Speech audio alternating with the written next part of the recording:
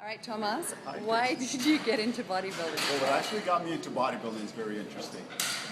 When I was about 11 years old, I went to the library and I came across some Tarzan books.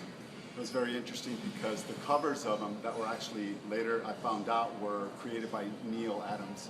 I liked the body composition of the Tarzan. It was a lot more muscular, a lot more defined. So I was fascinated and I thought, it's interesting because I thought then bodybuilding wasn't about weights, even though it was the golden era where it was actually all about hypertrophy and getting bigger and less on fitness. So I started bodybuilding by reading Tarzan books, and my understanding was swimming, running, calisthenics. I thought that was the way you became bigger. Later on in the 70s, I found out when I incorporated weight training, I found out you needed a little bit more concentric movement to actually build those antibodies. Okay, cool.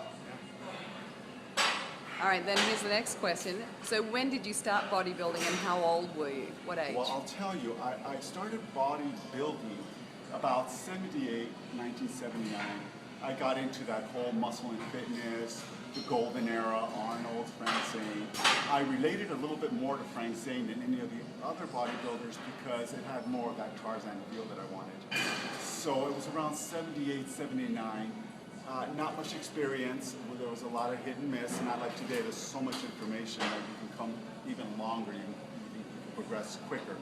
So I was more into the more weights you lifted, the bigger you would get. I was very unfamiliar with the chemical aspects of bodybuilding like they have today. All right, so you were obviously younger when you started. Much younger. I mean, I was fascinated, again, at 11. I moved into the bodybuilding world around 15, 16, 17. And always stayed physically active, not so much in the weight room, more outside stuff. I carried on that whole concept of more fitness in the sense of running, cycling, and swimming. At 47, I did my first bodybuilding competition, and I went into a natural division. And from them, I'm 51 now, so I've been actually competing in the bodybuilding world for about 4 years. Wow. Okay, so what's the difference between the way your body responds to training and diet now compared to when you first started serious bodybuilding, you know, with the weights and stuff? It's interesting because, of course, if we can take the advantage of our HDH levels at such a young age, because we understand that human growth hormones are very productive during your puberty stage and your younger period, and it starts to decline, your metabolism starts slowing down and so forth.